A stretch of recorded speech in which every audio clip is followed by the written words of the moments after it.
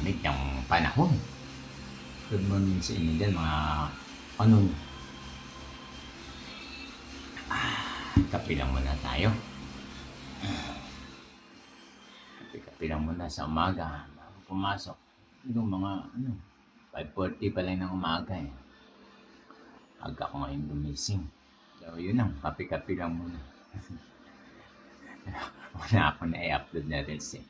Kaya ganito lang muna ang reels ko ngayon. So yun lang.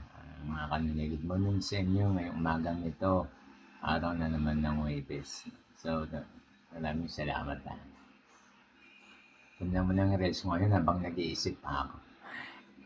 Hapon kasi dami kong ginawa na video. Kaya ubos na na-upload ko na lahat. Ayun, yun lang mga kanina. Maraming salamat. Thank you.